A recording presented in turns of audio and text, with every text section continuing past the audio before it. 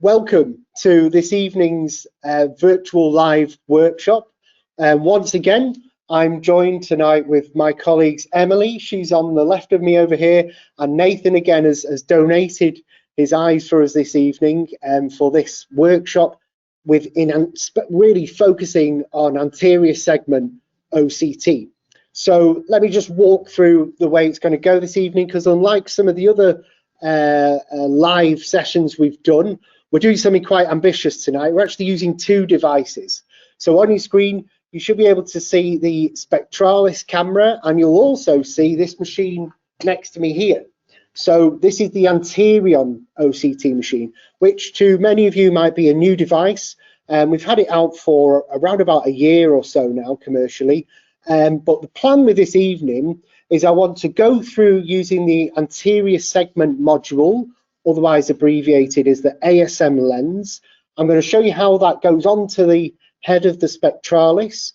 We're going to go through the scan patterns with the SPECTRALIS, and then we're going to grab Nathan and we're going to jump over to the Anterion, and I'm going to whiz over to that as well. And really what I want you to take away from this evening's session is the idea that this is very much an imaging session. The SPECTRALIS is of course an imaging specialist platform, it's an OCT platform, and really the Anterion is exactly the same, although it can do lots of other things such as biometry or corneal tomography. But for the sake of time, this whole focus of this session is really all about imaging. So I'm going to show you the imaging with the SPECTRALIS, and then we're going to focus on the imaging on the Anterion.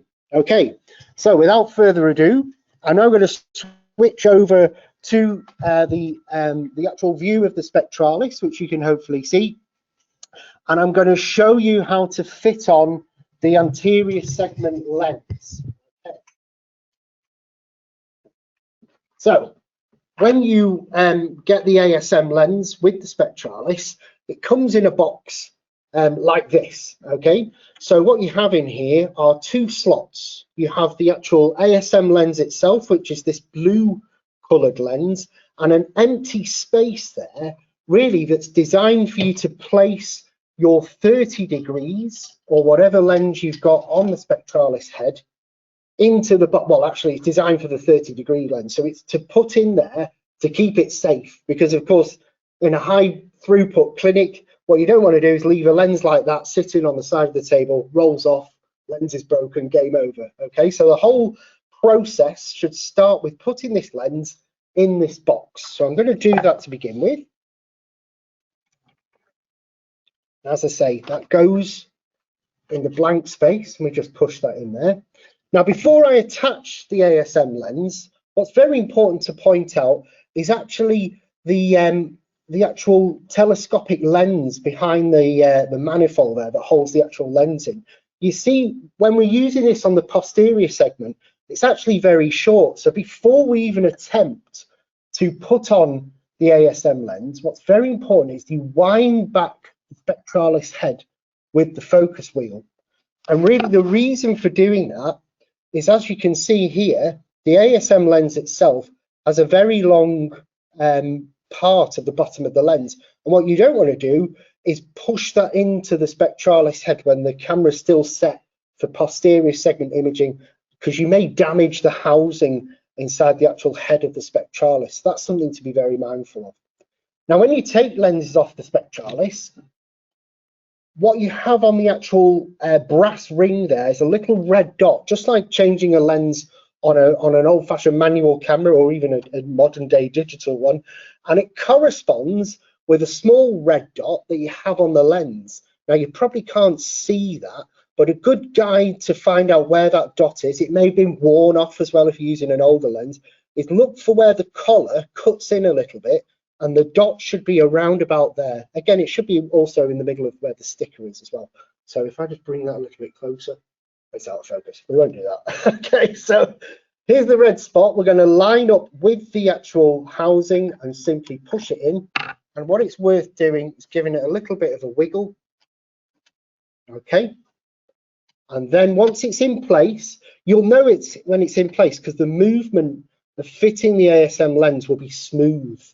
And once that's nice and smooth, then you're confident to rotate it clockwise until you feel that click. Can you hear that click? It's a nice, satisfying click when that happens. Okay, now the other thing to remember, if you're moving this lens around, always be mindful of putting any fingerprints on the actual lens itself. And what I've very consciously been doing here, as I've been talking to you, is making sure my fingers are just holding the collar, keeping my fingertips away from that lens there. So here we go, we've got the lens attached. Now, of course, we can dial back in, but of course, we're not going to dial back in quite as far as we do with the actual 30-degree lens. And to be quite honest, I wouldn't dial this in until you're actually sat back at the Spectralis, where you can dial in the focus, because of course now we've drastically changed the focus. We're going to have to zero that back in. So in a moment, I'm just going to come around there. I'm just going to get Nathan comfortable. Oh, by the way, you can all see we're wearing our masks. We're taking local precautions for this session. So Nathan and I are very safe. So what I'm going to do now is I'm going to go into capture mode. I'll just share my screen here.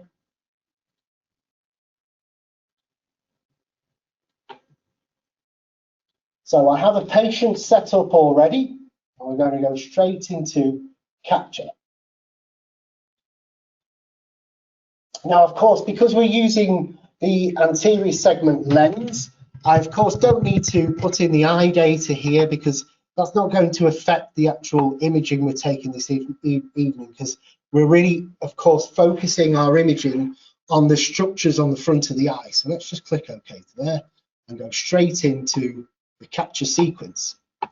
Now, of course, with the ASM lens, you can just capture an infrared image, but I think for the sake of time, we're going to go straight into OCT mode, and we're going to line up here. Now, before we do, you can see that there's something flashing at me in the left corner of the screen, and that is, of course, the focus. And it's telling me not in diopters now, actually in millimeters, where the lens is. So what I need to do is dial that in until we get to 0.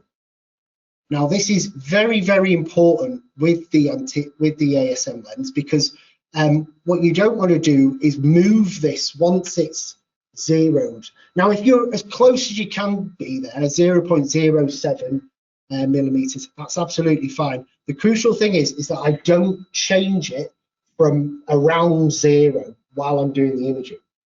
Now, one very important point to consider when we're doing this is when we're using the ASM lens, you're going to be closer to the patient's eye than you are with your posterior segment lenses. Now, the average working distance with the ASM lens is actually around about 12 millimeters. So I think at this point in the world where we are right now, it's very important that we consider that when a patient is wearing a face mask, because at that distance, what you may experience is more of this COVID fog that we talk about in ophthalmic imaging at the moment. So just be mindful of the patient's breath on, breathing up on the lens. So if local policy agrees with it, then maybe it's an idea to just get the patient to lower down the nose part of their mask, so at least they're breathing away from the lens. But I think Nathan will be okay for this. Now, before I zoom in and start lining up the OCT here, I just want to let you know that Nathan has actually had peripheral iridotomies performed in both of his eyes. So he's again a brilliant test patient for us to use for this anterior segment session.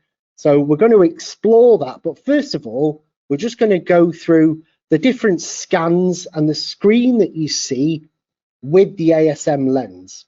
Now, hopefully you can all see the actual live capture screen there. Now, what it's defaulted to on the screen there is actually the cornea. Now, if I click on this button, you can see there's 3 options now. I have cornea, sclera, and angle. And what I want to do here is just walk you through each of these buttons and basically what they mean when we're scanning the front of the eye. So just as a nice starting point, we'll press this cornea scan 8. So what does that mean? Well, it actually means it's a single 8 millimeter long line, or 15 degrees, as you can see in the software here. Now, If we look around and see what else is included in the scan parameters, it's set the default anterior chamber depth to 2 millimeters. This is a thing that we can actually play around with when we're actually acquiring, because what this button does is it allows you to be able to get a nice sharp infrared image as well as a good OCT scan at the same time. And as you can see, the ART is set up to 60 frames there, so that's set up for a nice well-arced noise reduced OCT image. Now, what's very different about the ASM when we're in ASM mode is the capture screen itself. The actual OCT screen is now split into 1/3 and 2/3 here. Now, what a lot of people forget with this screen is actually the bottom screen is the magnified strip from this actual scan window at the top. So what you can actually see in the software here is just this top window is actually the scan window. And the way we use it with the lens, with the ASM lens, is you really just want to use this magnifying box. It's almost like a quality check. But you can see on the OCT window there where the sweet spot is for capturing this image with these small blue brackets on either corner. So I'm going to stop talking so much now. We're going to move in a little bit closer to Nathan's left eye. Now, kind of in a similar way to doing posterior segment imaging, you can see a little bright spot there, except this time that bright spot seems to have some sort of material on it moving around. What you're actually seeing there is a reflection of Nathan's tear film coming off the very surface of his cornea. So what I want to do is really line up my central bright spot in the middle of that circle and then just slowly push forward. And this is where, as a photographer, as a technician, I'm looking around the side of my camera while I'm doing this, because I know that I'm going to be much closer to the eye than I would be normally. So it's very important that you consider that as you move forward, because you never want to contact the eye, of course, with this lens, because you'd cause some damage. So as we're getting a bit closer, I'm going to lower the light on that IR image. Now, what's important to recognize is that the internal fixation target isn't, it's kind of like a blur when we're doing ASM images. So what you really want to do is use the external fixation light. And what can happen, like what's happening here, is the patient could actually go cross-eyed if you're too close with that. So it's a good idea to move that as close as you can, just to see if you can get the patient's eye to fixate straight forwards. Okay, thanks, Nathan. Really great. I think that's just about in the middle there. Now, the temptation, of course, when you see an out of focus image is to dive on that focus wheel and start focusing in. But you've kind of got to fight that when you're using the ASM and not touch that focus wheel. Now, what's quite amazing here is we can actually see that peripheral iridotomy in Nathan's iris there in the corner. But we're not interested in that for now. We're just going to try and get a nice 8mm scan over the apex of Nathan's cornea. So again, I'm now positioning my line in the middle of that bright spot, okay? And as I push forward, lo and behold, here is Nathan's cornea in wonderful detail, okay? Let's lower the light down a little bit. Now his iris actually looks wonderfully sharp there, but just while we're there, let's have a little play with the anterior segment depth, and you'll get an idea, anterior chamber depth button, I should say, of how that changes the image. Can you see when I click to, I'd say probably 2.5mm there, we've got a beautiful sharp iris image and of course Nathan's cornea. Now for the demonstration of what we're doing here, luckily for Nathan, but unfortunately for us, he's got no pathology on his cornea. He's got a very quiet, nice cornea. I'm just going to take a corneal image. Now, what's very important, though, is you can obviously clearly see this beam of light, this vertical beam of light.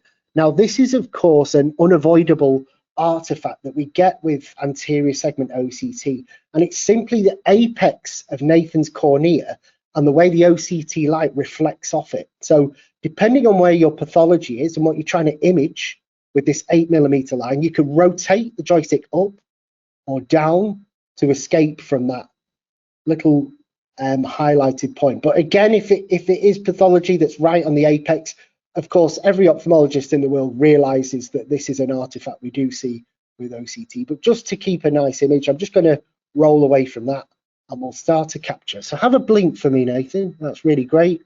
And we're going to lock that in place, just like we do with all our scans, and see how that quickly builds up to 60 frames. I'm going to capture that image. Okay, so we've got a nice 8mm scan of Nathan's cornea, which I'll come to in a moment. But let's go to the next scan in the preset series. This one is, of course, an 11mm scan now. So really that doesn't need that much explanation. It's just a few more millimeters than the previous one. But importantly, look at the live capture window. I can use this box to scroll left and right, and just to make sure I've got a good consistent signal. Now, of course, the signal will drop as we move away from the apex. That's just the way OCT works on the surface of the eye. But the important thing is that we've still got nice strong signal there, and we do, because Nathan's apex is actually within the sweet spot of the scan. So it all looks good for our 11mm scan now. So I'm going to lock that in place again. Nathan, you can blink if you need to at all. I'm going to let that build up and save that image. Okay, now we come to some volume scans. Now these are, to be quite honest, probably the most useful thing you use, because if you're looking for very fine pathology on the cornea, you'd be either highly skilled or pretty lucky to be able to get right through the middle of pathology sometimes with just one single line. So using the volume in real life is probably a bit more useful, to be completely honest, to get some tricky pathology. Because of course now we have multiple sections. On the small we have 11 different OCT sections. So I'm going to do the same again, and we'll lock on and just show you what that looks like, clicking through a few of those images. Okay, so although we're on cornea, there's nothing stopping me using this small pattern to actually push a little bit closer to Nathan's iris. Okay, but again, because I've just moved a little bit, it's well worth having a little play with this anterior chamber button, because of course I'm on a slightly different angle now. See if I can get that a bit sharper on the surface of the iris.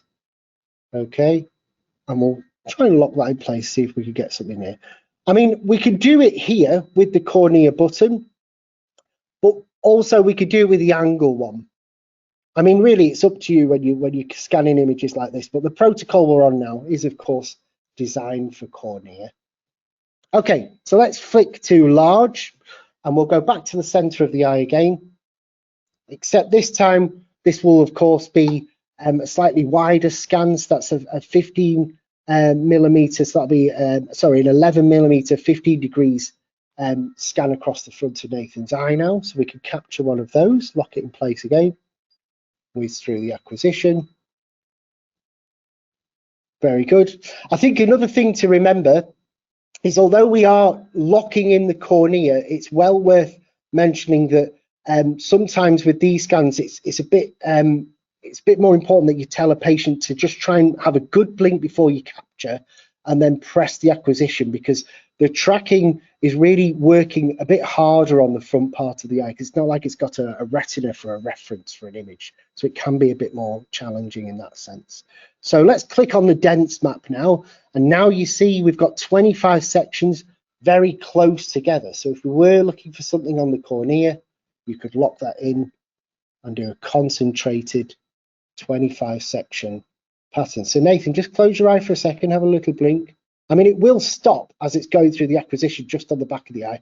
It's just good practice to tell the patient to fully load the tear film before you do imaging like this. Okay, let's sit back for a second then, Nathan, just have a bit of a rest. Okay, so on the screen, you can now see there's two more buttons. So the next one along is the sclera. Now the sclera actually enables EDI when we use it. And I don't know if you can make it out on the screen, but actually on this top window, the scan window, the sweet spot has now dropped down to the bottom part of the scan window. Now, of course, that means that we're using enhanced depth imaging because we're set up now for the actual sclera imaging. So the way to use this scan is we would be obviously moving the fixation off to the side to try and image through the sclera. Why would you do that? Well, in some situations, a patient maybe have a surgical bleb that's been put there in place, and you may want to do an image that will take the volume of that bleb, and you can see that this is a vertical scan pattern that you can place over a superior bleb on the eye, but you've still got all these other patterns that we had on the cornea one as well. Now, again, luckily for Nathan, unfortunately for us, he hasn't got a bleb, so I won't do the bleb image, but we'll do a scan, a single line scan through Nathan's sclera now, okay? So, as I mentioned before, we're going to move his fixation off to the side now. Very good. And we're going to push in. Bit different this time because we haven't got that tear film reflex coming off the surface. We're actually getting a bright tear film bouncing off the conjunctiva there. Now, what's interesting with anterior segment imaging is if it's ever upside down, you're simply not far enough forwards. But when you get to this stage where you want to push forwards, that's when I'm tilting my head around the side and just checking I'm not going to come into contact with Nathan's eye. Now, although it's a sclera setting, look at that wonderful chamber angle we're managing to see there, but I'm not interested in that. We're interested in Nathan's sclera for this scan. Now, as I move up and down with my joystick, can you see all those different structures of the sclera? Absolutely astonishing detail that we can pick up there. We can see all different parts of Nathan's blood vessels running through his sclera. We can even see almost the actual ciliary body there. You can actually see a very faint line of the peripheral, you could say the kind of posterior face of the ciliary body. If I go a little bit off to the side, maybe even out to the ora serrata there, and very far peripheral retina. It's a bit controversial that, but yeah, that's where we're scanning. But here we could use the scan for any sort of pathology on the sclera, but you can see all the conjunctiva there as well. So again, we're not limited to a horizontal pattern. I can also rotate this scan if I wanted to explore any pathology. So let's just get a nice clear image of Nathan's sclera there. I'm just going to lock that in place.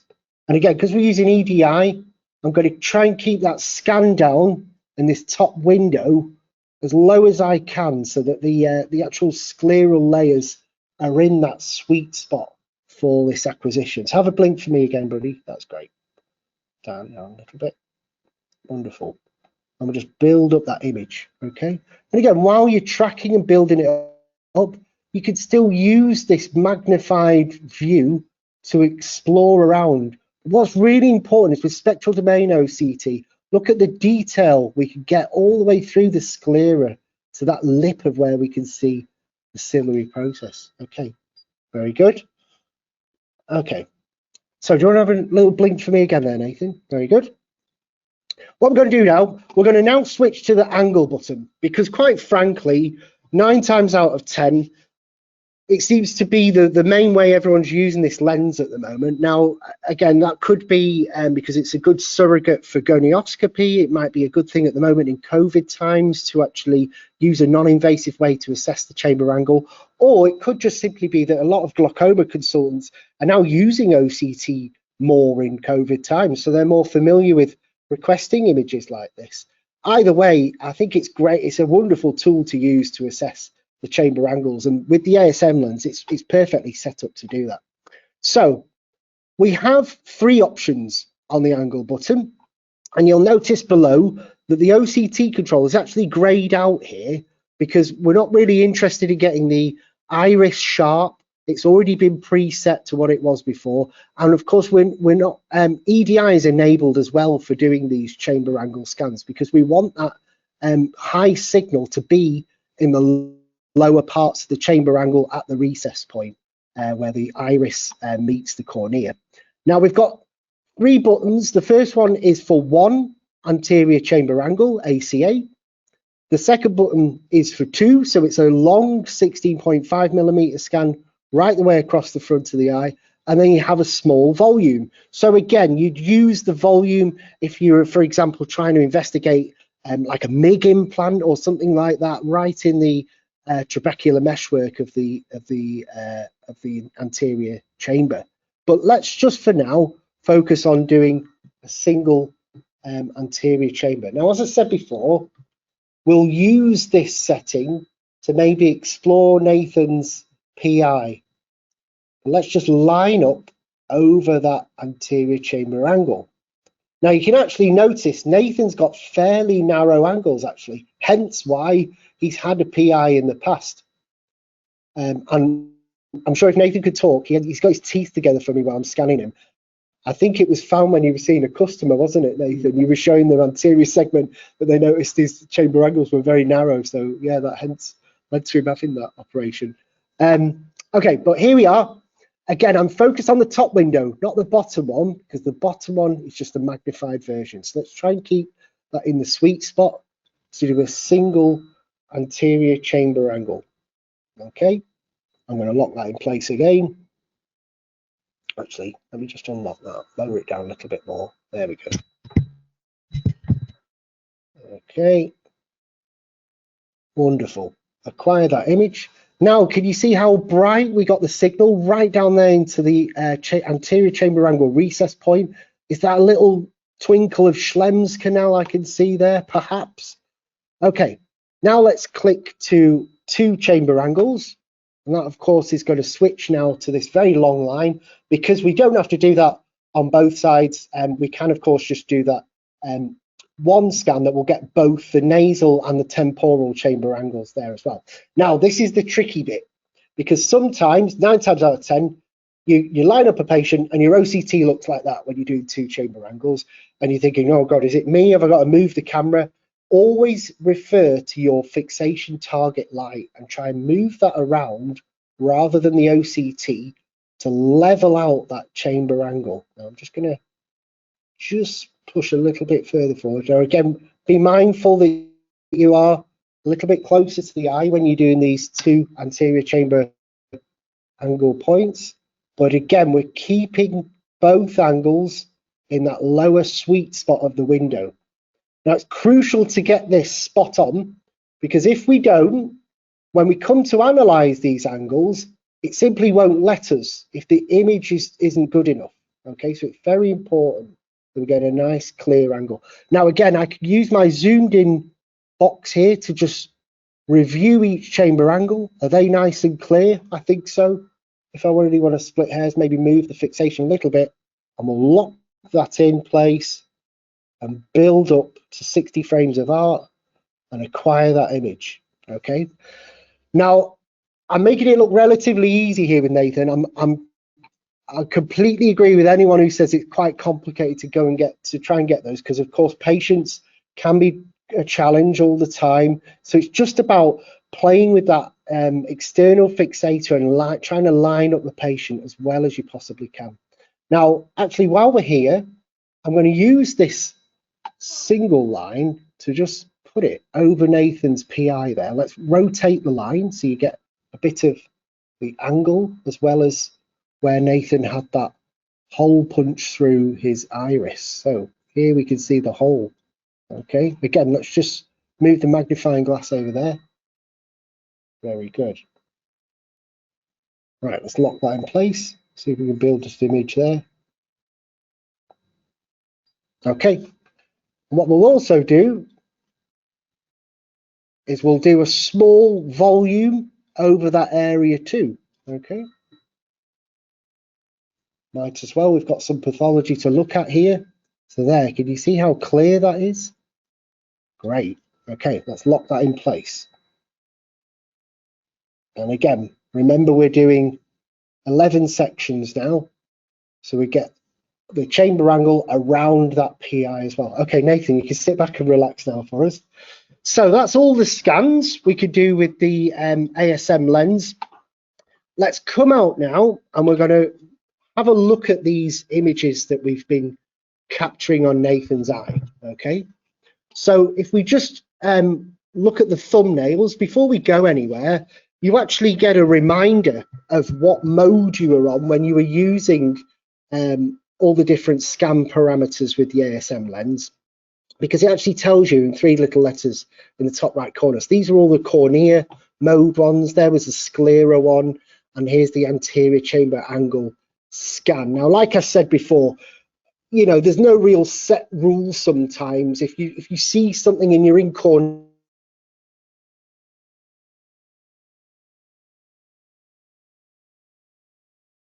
mode and you capture it, it's not really going to change anything. Where it actually changes things is actually when you're using the analysis window, because that of course gives you tools which you can place over the scans, but we'll come to that in a second. Let's just have a look through these images. So here we can see on the cornea there, we got the wonderful IR image nice and sharp up on the left, and you can see that the crosshairs is matched over the top, well, of where we are on the iris, but of course we're on the cornea here. And one thing to remember is if you do want to measure anything, of course, you always leave it in 1:1 micron, and you can zoom in and place calipers on the actual the cornea.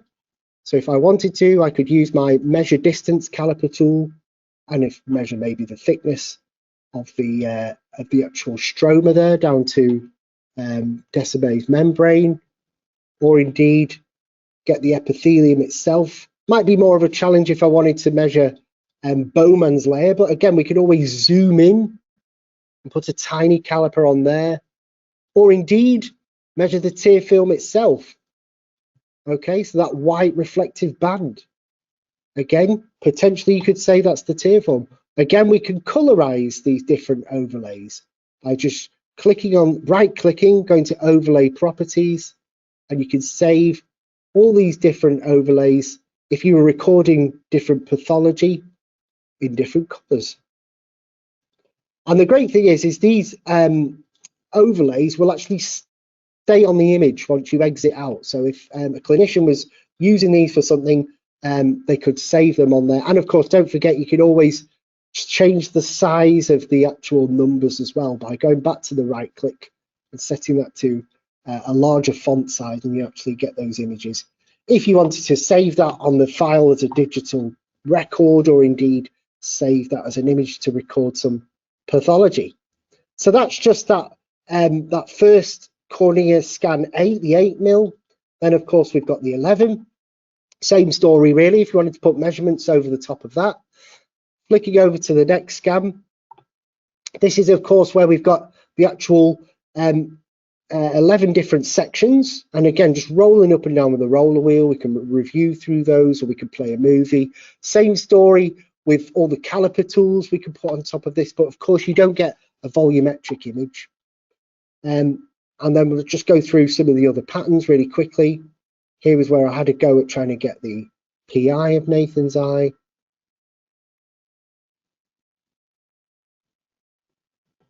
There we go. Okay. So let's just escape out here for a minute, because you get the idea with all these scans. What I want to do for the sake of time is we'll stick on the anterior chamber angle scan, and then we're going to jump across to the Anterion, because I really want to show you the big difference from imaging with the ASM lens to imaging with the Anterion as well. So here, of course, we have the ACA image. Now, because I did a good anterior chamber angle image, it's allowing me to place these tools over Nathan's anterior chamber angles. And if you didn't do a good job here, it would simply give you a box that says measurements not possible. And my honest advice is check this before you get your patient to move away, because the only way to remedy that is to simply do the scan again. Okay, so when it comes to placing these tools on the chamber angles, make life easy for yourself. Zoom in. Okay, so we can use the plus magnifying glass there, and we can zoom into, let's go for Nathan's nasal chamber angle on his left eye. Now on his left eye, I have these 3 tools. On his right eye, sorry, on his left chamber, I have these 3 tools. On his right chamber, I have these 3 tools. They're kind of set up for either side. Now the 500 and the 750, they refer to the micron length in this yellow line that my cursor is on. And the key with this this default spot that the button the pointer defaults to is that's where you want to place your point of the scleral spur. Now, actually, let me just zoom out a little bit, because on Nathan's eye here, it's quite challenging to actually see exactly where that is, because his angles are actually quite narrow and close together. So again, you can make life easy for yourself. Click on the brightness and contrast, push the OCT brightness up. Okay, now we can just about see the top part of the anterior chamber angle, the scleral spur. Okay, so let's just click back on my tool. I'm going to click this first spot on the scleral spur. Then step 2, grab this bottom line and actually put that in the anterior chamber angle recess point. It's pretty much in the same place as the scleral spur because of the shape of his iris. Grab this other spot and we'll drag that to the top part of the iris tissue we can see there. And again, if I zoom in a little bit more, you can see that's a fairly correctly placed anterior chamber angle measurement. Okay, so that's how you place that measurement. We'll whiz over to the other eye. I just want to make a little point about if a patient has very deep set eyes. So someone rang me last week and asked me if I could cover this while we're doing this session. So Nathan, if you just pop your chin back on there. So let's pretend let's pretend Nathan has very deep set eyes. One thing you can actually try is actually get the patient to rotate their head and move their fixation out to the side. And if you do have a plus system, you can actually angle the spectralis head off to the side just to get that little bit closer, because some patients' eyes are so deep set, you sit back now, that the lens may even bang their brow, particularly an elderly patient with deep set eyes as well. So that's a little handy trick. So a matter of pivoting the head and actually panning and tilting the spectralis head to get those images. Okay, that's ASM. We're going to switch over now to the Anterion. So what I'm going to share with you is the actual screen of the Anterion itself, because what's very unique to the Anterion compared to the Spectralis is we actually have this screen on the back of the device. We're not looking at the computer screen anymore. We're actually looking at the live capture screen while we're using this system. So what I'm doing in the background here is I'm just logging on to the software, which is HEYEX 2 with the Anterion. And we're going to log into the software and do a capture, okay? But before I do, let me just reiterate what we do with the Anterion. So what's unique to this machine is it's modular in the sense that it's a software modular platform. Now you can see on the screen underneath the logo of Anterion there, you've got 3 separate logos, and four separate logos, and what each one of those logos stand for is a different app. Now the first one on your left is actually the imaging app. So I'm going to focus on using that one just to give you the contrast against the ASM lens. Then we have, it looks like a mini IOL with a ruler underneath. That's of course the cataract app, which does full biometry and tomography, and to give clinicians really all the information they need for lens extraction surgery. Then next to that, we have this anterior segment with the ruler underneath. That's the metrics app. So I'm going to try and do imaging and metrics if time allows me. And then maybe if we've still got time, I'll whiz over just the capture sequence of the other 2 apps, because the fourth and final one on the right of your screen there is the Cornea app, which does full tomography, which gives you topography in a very high degree of detail with lots of different maps available of the posterior and anterior surface of the cornea. But again, for the sake of time, we're focusing on imaging for this session. So I'm just going to go into capture now. Now, hopefully you notice the screen has changed, because now it's actually the Heidelberg engineering logo in the middle, with of course our 4 apps along the top. Now, what's wonderful about this machine is it's really very easy to use. You simply choose the app you want, and then you click away and use all the scan parameters. So I've chosen the imaging app, and now you can see I have an infrared image on my left and an OCT image on my right, surrounded by a bunch of buttons. Okay, but I'm going to come to that in a moment. What we're going to do to begin with, though, is actually we'll stay on Nathan's left eye for continuity. We're just going to push in now with the base of the Anterion, okay, because I want to show you something that's very unique and different to this platform. Now, as I move forward, can you notice that there's 8 little refractive spots? Now, what they are infrared LEDs around the objective lens. And unlike the Spectralis, what the Anterion does is it uses these for tracking. So when it comes to tracking, the Anterion is an incredibly unique and specialized product. Now, what I mean by that, if I move around my base and the joystick there, that's what you can see, that circle moving around. Can you see the scan line is locked on the apex of the cornea there? And it's even giving me a color code for when I'm misaligned from green to yellow to red if I'm well out of place. But crucially, that line is tracked, it's locked on to that central point of Nathan's apex cornea. Now, this is just the default mode.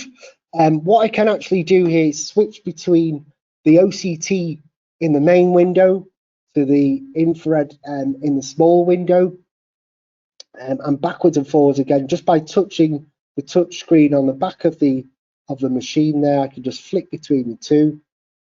There we go. So the practice is really line up on your infrared, and then as you push in with your base, it's a good idea to make the OCT in the main window, because we're green on the IR, but I now need to get green with my depth. So I'll just push forwards until it goes green in the main OCT window. Now, with the Anterion, it's not called art, it's actually called averaging. If I click on that, you can see that we have up to 8 times averaging with the Anterior. Now, the reason for that we don't go all the way up to 100, is with anterior segment things, they may move around, so it's not often advantageous to go too far with averaging, because you could blur out pathology if you average too much. So that's why it's limited to 8. But you can see that the scan resolution as well, we can push that up to 1024. They're A scans along the B scan line, and the default is on this kind of medium high scan resolution. You can see the scan length button as well there. Now, can you see at the moment it's defaulted to 7 millimeters? If I press the plus button on the back of the screen, it's now going to zoom right out, and we can go out to 16.5 millimeters. Now, what's immediately different with the Anterion is the depth of the OCT itself. We're not dealing like we were with the ASM lens on a narrow letterbox of OCT imaging. We can actually image 14 millimeters deep with the Anterior, which is what makes it so incredibly unique. So that's why in one image, I can see the entire of Nathan's cornea there, right down to his limbus.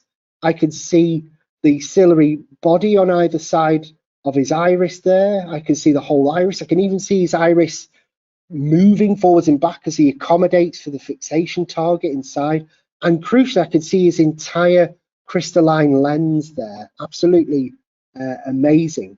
Now, there's another very important difference in the Anterion to the Spectralis, and the reason why we can see so well through the limbus, and that's because different to the Spectralis, which uses spectral domain OCT, the Anterion is using swept source OCT, and the swept source is what's giving us this extra depth and extra signal as we go through the actual structures of the anterior chamber there. So what I'm going to do now is I'm going to capture this image you can see here, and then we're going to use the imaging app to investigate Nathan's peripheral iridotomy. Okay, in the top right corner you can see there. So with the Anterion, what we do is we tell the patient to have a blink, and then if everything's green, I simply click the button, acquiring, and when it says processing, it's done. Okay, that was the image. Nathan can now blink away and relax. And what's great is the actual software does its own summary of quality. And can you see where it's giving me a pass? That's basically told me as the photographer or technician that I've done a good image. And what it means is if you take a bad image with this machine, it will tell you, and it actually won't save it. You have to override it if you do that. And I'll come to that in a moment. But here you can see a single line, high quality, because it's passed, it's already automatically saved. That little floppy disk icon there is grayed out because it saves a good image. And what does the summary tell me? If I click on the details, is it tells me that the patient stayed nice and still, they were fixating on the target, and the tear film and lid didn't interrupt the OCT or the infrared image. So that's one of the many benefits of this platform, is that it does this self-assessment every time we capture an image.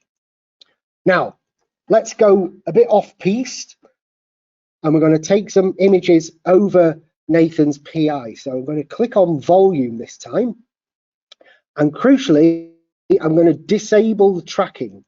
Now, when I do, the camera goes blue, so it's a bit more like the ASM Spectralis now. It's just going to let me scan wherever I click the button, okay? But let's just go back to the pattern details, maybe shrink this down a little bit, whack a few more B scans in there, and then what I can do now is if I click the center button, that takes it off that central apex location. I can drag my scan now, hopefully you can see it on the screen, little blue lines, over the intended area. And here you can see, if I make the OCT big in the window, Nathan's PI in wonderful detail. In fact, now I can actually see right the way through that hole of the anterior and posterior face of Nathan's crystalline lens, okay? So we're going to just lock that in, well, actually, sorry, not lock that in place. We're just going to click the button now. I'm going to take a series of images. Thanks very much, Nathan. Try and keep staring nice and still over Nathan's PI there, off in the periphery. Now, sit back for a second for me, buddy. That's great. Now we get a slightly different situation where it's not saved it. Now, the reason for that is it's because I didn't have tracking on, the computer can't tell if it's a good enough image. So now I'm in control, I'm the human in control. And because I'm trying to record some pathology, I know exactly what I want. And I can play through all those different sections with these arrow keys and just confirm that I got the images I want of Nathan's PI with that scan pattern off in the periphery. And because I have, I'm going to save that. And it will even warn me, do you realize you're scanning an image with no tracking? And I'm brave enough. Yeah, I want that image. I'm going to save it. Okay. So there we go. So before we whiz over to metrics, just to give you a little fast overview, I won't capture all these scans. We've got different patterns like the arc pattern, and we can drag these patterns out as far as we want, all the way out to that 16.5 width. Add as many slices in as you like. And again, the big thing to remember is when a patient's being imaged with this, because it's swept source, they don't see these lines capture. It's invisible. It's out of the visible spectrum. But what you can also do is, of course, customize any pattern you like that you choose. And we're doing some very exciting research with different scan patterns right now with the imaging app. Now, I should add that the Anterion actually comes with the imaging app as default. It's an OCT imaging machine that also does biometry and cornea. That's the way you should really see this device. Now, the thing I should remind you about is when we're actually capturing images with the Anterion, if I wanted to measure that PI with the imaging app, actually I can't do it with just the imaging app. I actually need the metrics app to measure anything on the anterior chamber, okay, with just our OCT line. So I'm going to choose the metrics app now. And what we're going to do is we're going to line up Nathan's eye again. And this time, this is an automated pattern with the metrics app. And it's the same process. I push in. I've got my green line on the IR.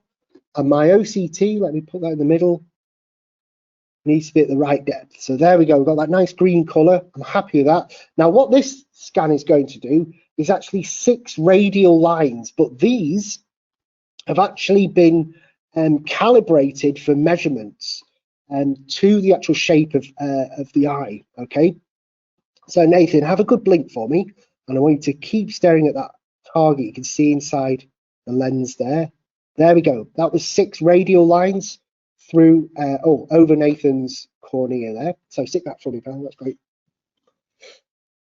Okay, so here you can see the 6 lines of the metrics app. I've got a pass, so I've passed the test. I've got no motion, no good fixation, tear film, and lid. And again, the trick with this scan, and again, any of you that do use an Anterion, is when, especially when you do metrics app, tell the patient to stare really wide, because you just want to get that lid out of the way. Nathan already knew that, and he opened his eye nice and wide for me. But on that vertical one, it just caught a bit of the lid.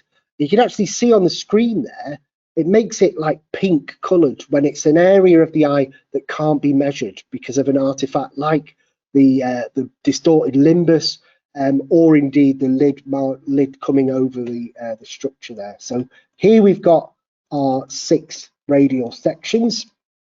Now, for the sake of time, I think we're just going to pass back now to the actual main screen so I can show you these images, and then hopefully we'll still have time for some Q&A at the end. We got some questions, Em? Okay, cool. So let's just switch back to my main screen now. So hopefully you can see the HEYEX 2 software in the window. Now, what I've done here, don't be fooled, it says Emily Malbon. We were testing it on Emily before we did the images there. Nathan's images are there at the top. Can you see on the timestamp of where we've captured the images? So let me just open up some of these images so you get an idea of what it looks like. So again, different to what you're used to with our HEYEX software using the SPECTRALIS. This is the Anterion viewing software, and this is really a very nice software platform, to be honest, because we just like the colours. You've got the nice bright OCT on top of this black background, and as I say, with the imaging app, what we can do with this is really just look at this image at this point, and you can see the other captures are on the list on the left-hand side of the screen there. Now, with this one, of course, we did a few images, a few sections, and again, what I could do with this software is drag and drop the windows to make them small and large. And again, if I roll my mouse wheel up and down, look at that. We can see that detail, that quality we see right the way through that that hole, basically, of Nathan's iris. Now, those of you that are eagle-eyed watching this webinar tonight, you may notice that there's actually a difference in resolution of the actual layers of the cornea and indeed the iris itself there. Now, that's because when it comes to OCT, there's always a trade-off. And the trade-off when we switch to swept source is, of course, we get extra penetration and depth, but we actually lose some axial resolution. So I'm often asked this from a research perspective. If you want the highest possible resolution on the cornea, the ASM is a good lens to use to get that extra edge of actual resolution on the cornea. But still, it's that trade-off of why we're using this technology. And with Anterion, of course, we've got that amazing detail we get from the whole depth of the eye for doing things like cataracts and things. So there's our imaging. There's our imaging app images. If we just click over to metrics now, click on Nathan's left eye. Now you can actually see what we get with those 6 radial images. Let's click on camera image. Now, unfortunately, I could have played around and got one of those spokes through Nathan's PI, but that's not really the point of why I did this. Why I did the metrics app is just to really show you how this app has been calibrated to actually measure the eye. Now, what we can actually do is bring this ray tracing line across the cornea, and what's amazing about that is you can actually see via ray tracing how light would bend through Nathan's cornea, how it enters down through his pupil, okay? But with the metrics app, I can, of course, measure distances. So this measure distance button down at the bottom corner allows me to do anything I want, really. So I can double click on the cornea itself, and that will just give me this measurement in pink. And those of you that maybe are using Anterion, One thing we can actually do on top of this now is we can even double click the line to get a secondary measurement on top of the primary measurement we took. So say I wanted to measure Nathan's epithelium there, I could drag a little caliper there, and again I can keep clicking measure distance and add, I think it should let me do another one there as well. So yeah, you can drag that secondary line up and down. Now the other thing we can do is actually measure the chamber angles, of course, which is why one of the big reasons of using this scan. Now, what you need for that is you do actually need to do some work. So you can see that these numbers at the moment don't really have anything in them. And that's because at this point in time, we still need to set the scleral spur and the anterior chamber angle recess point. So what I'm going to do is I'm just going to do that on one of these, just so you get the idea. And what we do is we zoom in, we'll pick Nathan's temporal chamber angle there. And again, I'm going to set my scleral spur. So as I said before, we're going to follow that contrast line up and put a little yellow dot where that scleral spur meets the anterior chamber angle. And I'll set the recess point where just about I can see the root of the anterior chamber angle. Do that on the other side. For the sake of time, I'll just quickly click on these. Okay. Now, once I've set those, now look what happens. All our measurements light up on this image, and we can actually see everything that the Anterion is capable of measuring with the metrics app. So here we've got all the different measurements from white to white, the actual volt of the lens, chamber to chamber. I mean, I don't even have time to go through all these different abbreviations, but anyone who's involved in anterior segment surgery will be familiar with these measurements. And we can also even calculate the actual volume of the anterior chamber as well with this metrics app. And if I were to complete all of those 6 radial cuts, it would actually give me a 3D map of Nathan's anterior chamber. And just with that one measurement I've made, you can see how narrow his angles are on this map that's showing quite a narrow field there. So that's the anterior chamber angle, 500 micron, and that's the anterior angle opening distance as well at the bottom. So that's the metrics app, and that's the imaging app. I think I've ran out of time for doing any more imaging. Thanks for joining us. Thanks for coming to our live workshops. We hope you found them useful. I do want to thank Emily and Nathan, who do work incredibly hard behind the scenes. It may not look it, but there is quite a technical marvel going on for us to mix all the microphones and cameras. So really huge thanks to them. And yes, please join us next time. Merry Christmas. Thank you very much.